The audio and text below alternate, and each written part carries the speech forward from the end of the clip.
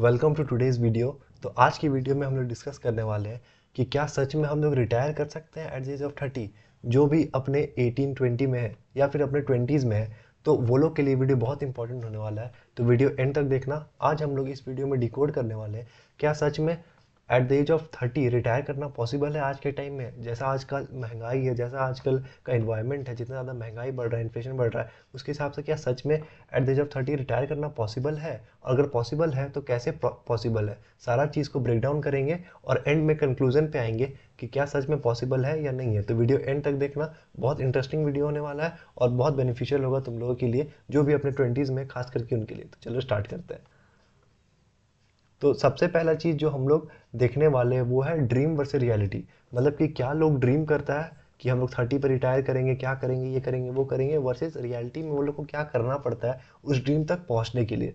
तो पीपल क्या थिंक करते हैं कि वो लोग का कोई बॉस नहीं होगा, वो लोग कोई भी 9 to 5 जॉब नहीं करेंगे, वो लोग अपने मन का मालिक होंगे, कुछ वो लोग को किसी का डायरेक्शन फॉलो नहीं करना पड़ेगा जो जनरली जॉब में करना पड़ता है। तो ये सबका पीपल का पर्सपेक्टिव रहता है कि वो लोग को लगेगा कि हम लोग जब फाइनेंशियल फ्री हो जाएंगे, जब एट द एज ऑफ 30 जब हम लोग रिटायर कर जाएंगे, तो हम लोग का लाइफ ऐसा होगा।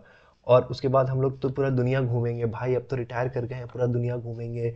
अब तो जा रहे हैं ऑस्ट्रेलिया, जा रहे हैं स्विट्ज़रलैंड, जा रहे हैं यूएसए घूमने, तो पूरा दुनिया घूमेंगे। वैसा असली में नहीं होता है। हम लोग आगे और बताएंगे क्यों वैसा नहीं होता। तुम लोग को रियलिटी चेक भी कराएंगे कि रियलिटी में तुम लोगों को कितना प्रैक्टिकली सोचना पड़ता है एज कम्पेयर टू सिर्फ ड्रीम करने का कि ऐसा कर सकते हैं, वैसा कर सकते हैं। देखो, पॉसिबल सब कुछ है लाइफ में, लेकिन उस पॉसिबिलिटी के लिए हार्डवर्क भी उतना ही करना पड़ता है। तो इसीलिए आज का वीडियो बहुत इंपॉर्टेंट है।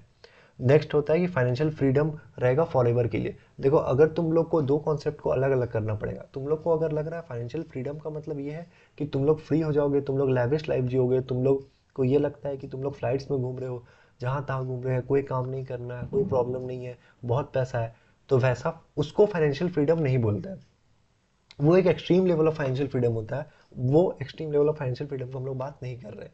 हम लोग बात कर रहे हैं फाइनेंशियल फ्रीडम मतलब क्या है कि अपने एक्सपेंसेस को पूरा कर लेना।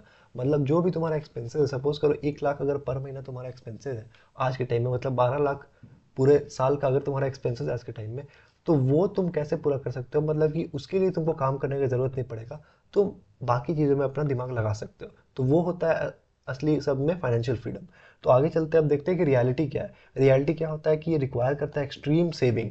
मतलब तुमको बहुत ज़्यादा सेविंग करना पड़ता है, फ्रुगैलिटी में जीना पड़ता है हम लोग को। फ्रुगैलिटी मतलब कि हम लोग को बहुत ही ज़्यादा एक्सपेंसेस को अपना कम कर देना पड़ता है, अपना मन मार के जीना पड़ता है, बहुत ज़्यादा सेव करना पड़ता है। ठीक है। मतलब तुम्हारा जो नेसेसिटीज़ है, रोटी कपड़ा मकान, ये सारा चीज़ें बस तुम लोग का पैसा जाता है। बाकी ट्रैवलिंग थोड़ा बहुत जो हो गया, जो ऑफिस जाना है, घर आना है, वो सारा चीज़ जो नेसेसिटीज़ है, दवाई हो गया, ये सारा हो गया, ये सारा चीज़ बस हम लोग ध्यान रखते हैं उसमें। और बाकी ट्राई करते हैं जितना ज़्यादा से ज़्यादा हम लोग इन्वेस्ट कर पाएँ उतना ज़्यादा इन्वेस्ट करते हैं। वो होता है फ्रुगैलिटी। तो डिमांड डिमांड करता है हाई इनकम या पैसिव इनकम। हम लोग को बहुत ज़्यादा पैसिव इनकम होना चाहिए कि कहीं और जगह से हम लोग को पैसा आ रहा है, सिर्फ एक जगह से पैसा नहीं आ रहा है जहाँ पे हम लोग एक्टिवली काम नहीं कर रहे हैं। मतलब कि हम लोग का वर्क आवर ऐसा नहीं लग रहा है कि हम लोग 1 घंटा काम कर रहे हैं तब हम लोग को पैसा मिल रहा है। हम लोग कोई काम नहीं कर रहे हैं, हम लोग सो रहे हैं, फिर भी हम लोग को पैसा आ रहा है। वो हो गया तुम्हारा पैसिव इनकम। फिर हम लोग को सबसे जो मेन इंपॉर्टेंट थिंग होता है रिटायर करने का अर्ली एट एज ऑफ 30 और 40 वॉट एवर, फाइनेंशियल डिसिप्लिन। तुम लोग को फाइनेंशियल डिसिप्लिन होना चाहिए कि तुम लोग कंसिस्टेंटली इन्वेस्ट कर रहे हो मार्केट में। वो बहुत बहुत ज़्यादा इंपॉर्टेंट हो जाता है तुम लोग को रिटायर करने के लिए 30 पे। अब देखो, आगे बढ़ते हैं और समझते हैं कि अगर सपोज करो हम लोग को रिटायर कर जाएंगे हम लोग 30 पे, ये चीज़ सच है। जो हम लोग सपना देखते हैं वो चीज़ सच है कि हम लोग रिटायर कर जाएंगे एट द एज ऑफ 30। तो हम लोग को पैसा कितना चाहिए होगा उस समय, हम लोग को कितना पैसा चाहिए होगा, कब हम लोग बोलेंगे कि हम लोग फाइनेंशियली फ्री हो गए, या हम लोग बोलेंगे 30 के अब आ गए हैं तो हम लोग अब रिटायर कर गए। कब ऐसा बोल पाएंगे, जब हम लोग के बैंक अकाउंट में कितना पैसा होगा। तो वो चीज़ होगा। सब लोग को लगता है कि 100 करोड़ होना चाहिए, 200 करोड़ होना चाहिए। वैसा कुछ नहीं होता है। वैसे मैंने इस पर कंप्लीट वीडियो ऑलरेडी बनाया हुआ है, तो इसीलिए मैं इस वीडियो में बस थोड़ा सा डिस्कस करूंगा, ब्रीफ में डिस्कस करूंगा इसके बारे में। अगर तुम लोग को पूरा समझना है कि फायर नंबर क्या है, इसके पीछे का लॉजिक क्या है और ये कैसे कैलकुलेट होता है, तुम लोग अपना फायर नंबर कैसे कैलकुलेट कर सकते हो, तो सारा कुछ का वीडियो मैं पहले ही बना चुका हूँ। एक कॉम्प्रिहेंसिव वीडियो इस पे बनाया हुआ है पूरा का पूरा। तो लिंक डिस्क्रिप्शन में मिल जाएगा, जाके वहाँ पे चेकआउट करना। बहुत अच्छा तुम लोग को वैल्यू ऐड होगा फॉर श्योर। ठीक है। तो फायर नंबर हम लोग को ये बताता है कि कितना पैसा हम लोग को चाहिए होगा अगर हम लोग को रिटायर करना है। तो एक होता है फायर, एक होता है फैट फायर, एक और होता है लीन फायर, जो मैंने उस वीडियो में डिस्कस किया, इस वीडियो में मैंने उसको नहीं लाया। ठीक है। तो फायर मतलब क्या होता है कि हम लोग अपना अपना मंथली एक्सपेंसेस कैलकुलेट करेंगे। तो ये कैसे कैलकुलेट होता है? तो एक फायर नंबर जो होता है वो कैलकुलेट होता है। हम लोग को पहले समझना होगा कि हम लोग का फ्यूचर में मंथली इनकम क्या होगा, सॉरी मंथली एक्सपेंस क्या होगा, सॉरी मंथली एक्सपेंस क्या होगा हम लोग का। उस हिसाब से हम लोग फायर नंबर निकालते हैं। अब देखो मंथली एक्सपेंस को हम लोग पहले इन्फ्लेशन से एडजस्ट करते हैं, उसके बाद उसको मल्टीप्लाई करते हैं 25 से, मतलब और इंटू करते हैं 12 से, क्योंकि मंथली को हम लोग पहले ईयरली में चेंज करेंगे, उसके बाद हम लोग उसको 25 से इंटू करेंगे, तब हमारा हमारा निकलेगा फायर नंबर, जो कि हम लोग को उतना अमाउंट हम लोग के पास अगर होगा तो हम लोग बोलेंगे कि हम लोग रिटायर कर गए। फायर नंबर मतलब ये होता है कि हम लोग अपना पूरा एक्सपेंसेस जो भी हम लोग एक्सपेक्ट किए वो हम लोग बिना 1 रुपया कमाए 30 से 40 साल तक एटलीस्ट हम लोग उसको आराम से खर्चा कर सकते हैं। कोई दिक्कत नहीं, वो अमाउंट हम लोग का इन्वेस्टेड रहेगा और हम लोग आराम से उससे विड्रॉ करते रहेंगे पैसा, हर साल हर महीना विड्रॉ करते रहेंगे, और हम लोग उससे 30 से 40 साल बिना एक भी रुपया कमाए चला लेंगे, अगर हम लोग का एक्सपेंसेस उतना ही रहा तो। ठीक है, तो ये होता है फायर नंबर। सेम होता है फैट फायर, बस फैट फायर में हम लोग 50 से इंटू कर देते हैं। तो इसमें तुम लोग ध्यान रखना कि इसमें इंटू 12 भी होता है, क्योंकि हम लोग मंथली लिए हैं तो इंटू 12 भी होगा फॉर 1 ईयर निकालने के लिए, और सेम इसमें भी इंटू 12 होगा। ठीक है, तो दोनों में इंटू 12 होगा। तो ऐसे फायर और फैट फायर निकलता है। मेरे को पता है मैं इसे बहुत जल्दी बता दिया हूँ, उतना डिटेल में नहीं बताया हूँ, लेकिन फिर मैंने जैसे पहले बोला कि ये पूरा वीडियो मेरा ऑलरेडी बना हुआ है, तो अभी टाइम वेस्ट करने का तुम लोग को फायदा नहीं है। अगर तुम लोग को जिसको भी मन है समझने कि फैट फायर या फायर क्या होता है, लीन फायर क्या होता है, उस पर कंप्लीट डिटेल वीडियो है जिसमें मैंने एक्सेल में भी बताया हुआ है कि कैसे क्या करना है, तो जाके जरूर चेकआउट करना, बहुत बेनिफिशियल होगा। अब नेक्स्ट देखो, हम लोग जब समझ गए कि हमको कितना चाहिए, सपोज करो मेरे को 5 करोड़ चाहिए रिटायर होने के लिए, मतलब एट द एज ऑफ 30 अगर मेरे अकाउंट में 5 करोड़ रुपया होगा, तो हम अपने आप को बोल सकते हैं कि हम लोग फाइनेंशियल फ्री है, या हम लोग रिटायर कर गए हैं एट द एज ऑफ 30। ठीक है, तो उसको बिल्ड कैसे करना है? अब वो जो पैसा है 5 करोड़ हम लोग कैलकुलेट तो कर लिए, हम लोग को 5 करोड़ चाहिए, उसको बिल्ड कैसे करें, उसको कैसे हम लोग लाएं, मतलब उसको गेन कैसे? अभी तो मेरे पास 1 रुपया भी नहीं है, अभी मैंने जॉब करना स्टार्ट किया है, तो उसको बिल्ड कैसे करें? उसको बिल्ड करना ही सबसे डिफिकल्ट टास्क होता है। इसीलिए हम लोग पहले स्टार्टिंग में डिस्कस कर रहे थे कि ये ड्रीम है या फिर रियलिटी हो सकता है, क्योंकि उसको बिल्ड करना, जो 5 करोड़ अमाउंट है हम लोग के पास, उसको बिल्ड करना ही बहुत डिफिकल्ट होता है। देखो 90% लोग जो ये चीज़ देख रहे होंगे वो मिडिल क्लास बैकग्राउंड से होंगे, वो लोग के पास बहुत बड़ा बिजनेस या बहुत बड़ा प्रॉपर्टी पहले से नहीं होगा कि वो लोग उसको बेच के पैसा ले आए। हम लोग को स्टार्ट जीरो से करना होगा, तो उसके लिए बहुत ज़्यादा डिफिकल्ट होता है एज कम्पेयर टू जिसके पास बिजनेस या कुछ और ऑलरेडी असिस्टेंट है।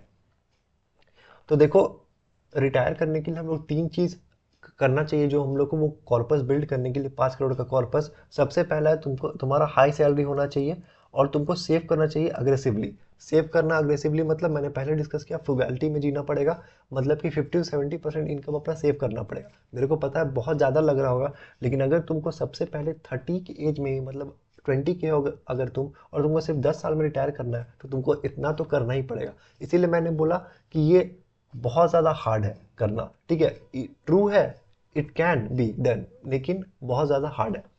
तो हाई सैलरी होना चाहिए। अब हाई सैलरी कैसे होगा? बहुत लोग लो सैलरी जॉब कर रहे होंगे, तो हाई सैलरी तभी तुम्हारा होगा जब तुम अपने आप को अपस्किल करते रहोगे, मतलब तुम टाइम टू टाइम अपने आप को अपस्किल करोगे, अपना तुम पढ़ाई पे ध्यान दोगे, मतलब कि नया स्किल्स लर्न करोगे, चाहे वो कोई भी स्किल हो, तुम नया स्किल लर्न करोगे, तब तुमको हाई पेइंग जॉब्स और मिलते जाएगा इन द फ्यूचर। ठीक है, तो उससे तुम अपना बिल्ड कर सकते हो कॉर्पस। देन सेकंड जो वे है वो है बिल्ड करो एक बिजनेस को या पैसिव इनकम को। अब देखो, बिजनेस बिल्ड करना मतलब ये नहीं है कि हम स्टार्टिंग से एक फाउंडर बन गए और एक बिजनेस खोल लिए। वो तो होता ही, वो तो बहुत अच्छा है, अगर तुम्हारे ऊपर तुम्हारे अंदर वो कैलिबर है तो बहुत अच्छा बात है कि तुम एक नया बिजनेस खोल के उससे प्रॉफिट जनरेट कर रहे हो, इट्स अ गुड थिंग। लेकिन बहुत लोगों में वो कैलिबर नहीं होता, या टाइम नहीं होता है, वो लोग के पास उतना पैसा नहीं होता है कि हम नया बिजनेस करें, या वो लोग के पास वैसा कोई आइडिया नहीं होता है कि हम बिजनेस करें, या वो लोग के पास वो सारा चीज़ नहीं होता है नेसेसिटी जो भी बिजनेस खोलने में लगता है। तो उसके कारण तुम लोग क्या कर सकते हो कि तुम लोग इन्वेस्टर बन सकते हो, तुम लोग कोई कंपनी का एक पार्ट ओन कर सकते हो शेयर्स में इन्वेस्ट करके। वो बहुत ज़रूरी है, इससे तुम्हारा क्या होगा, डिविडेंड्स के फॉर्म में पैसिव इनकम भी जनरेट होगा। तो ये एक सेकंड वे है तुम लोग को कॉर्पस तक पहुंचने के लिए।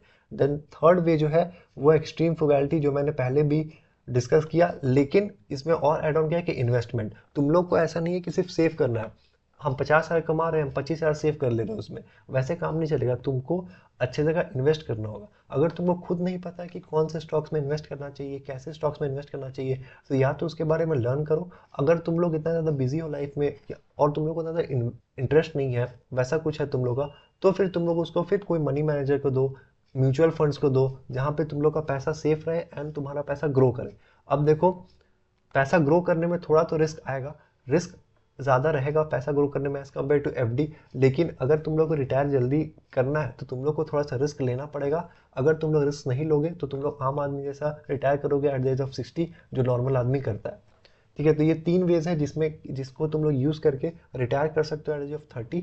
अब हम लोग आगे बढ़ते हैं और डिस्कस करते हैं कि क्यों बहुत लोग फेल कर जाते हैं। बहुत लोग ड्रीम करता है, कौन नहीं चाहता है जल्दी रिटायर होना, लेकिन क्यों मोस्ट पीपल फेल। ठीक है, क्यों बहुत लोग फेल कर जाते हैं, वो रिटायर नहीं हो पाता है एट द एज ऑफ 30। उसका मेन कारण है, सबसे पहला जो है वो कि वो लोग अर्न नहीं करते इनफ, वो लोग उतना ज़्यादा कमाते ही नहीं है कि वो लोग सेव कर सके और इन्वेस्ट कर सके। तो ये बहुत बड़ा रीज़न होता है फेलियर का। देन सेकंड है कि वो लोग इन्वेस्ट नहीं कर पाते, या इन्वेस्ट वो लोग करते हैं बहुत ज़्यादा सेफली, मतलब बहुत ज़्यादा सेफ इंस्ट्रूमेंट्स में इन्वेस्ट करते हैं। अगर तुमको बड़ा कॉर्पस बनाना है यंग एज में तो तुमको रिस्की बेट्स लेना पड़ेगा। रिस्की मतलब मैं ये नहीं बोल रहा हूँ कि अपना घर बार बेच के लगा दो, वो बात नहीं हो रहा है यहाँ पे। रिस्की मतलब कि as compare to average person जो कि एफडीज में इन्वेस्ट करता है, उससे ज़्यादा तुम लोग को हट के कम से कम स्टॉक मार्केट में आना पड़ेगा। ठीक है, अगर तुम लोग लार्ज कैप में इन्वेस्ट करते हो तो एटलीस्ट तुमको मिड कैप में आना पड़ेगा। तो थोड़ा तुमको एक्स्ट्रा रिस्क लेना पड़ेगा अगर तुमको वो बेनिफिट चाहिए, वो रिवॉर्ड चाहिए कि मैं at the age of 30 retire कर जाऊँ तो। और जो थर्ड, जो सबसे बड़ा इंपॉर्टेंट जो प्रॉब्लम आता है पीपल को फेल कराने का, वो होता है फाइनेंशियल डिसिप्लिन। वो लोग में फाइनेंशियल डिसिप्लिन होता ही नहीं है। इसका मतलब क्या है, इसका ये मतलब है, पहला चीज़, वो लोग 2 महीना इन्वेस्ट करेंगे, तीसरा महीना इन्वेस्ट नहीं करेंगे, बोलेंगे पैसा खर्चा हो गया। ये सबसे बड़ा चीज़ है। दूसरा चीज़, वो लोग सेव ही नहीं करते हैं। वो लोग बोलते हैं कि पूरा पैसा खर्चा हो गया, मैं सेव नहीं कर पाया इस महीने, तो कहाँ से इन्वेस्ट करूँ। ये चीज़ तुम लोग नहीं कर सकते हो। सेविंग एंड इन्वेस्टिंग तुम लोग क्या करना है, पहले वो पैसा असाइड कर देना है, उसके बाद जो बचता है वो तुम लोगों को खर्चा करना है। ये मेन रूल होता है इन्वेस्टिंग का, कि पहले हम लोग पैसा साइड कर दें, इतना हमको इन्वेस्ट करना है, जो बाकी बचा उससे अब हमको खर्चा निकालना है। ये चीज़ होता है इन्वेस्टिंग का। ठीक है, तो सबसे बड़ा जो प्रॉब्लम आता है मेरे हिसाब से वो आता है फाइनेंशियल डिसिप्लिन। फाइनेंशियल डिसिप्लिन नहीं रह पाते हैं लोग। ठीक है, सबसे बड़ा प्रॉब्लम यही आता है। देन लास्ट में है कि कंक्लूजन। तो कंक्लूजन क्या है कि पॉसिबल है, हाँ पॉसिबल है, मेरे हिसाब से पॉसिबल है रिटायर करना जो एट द एज ऑफ 30।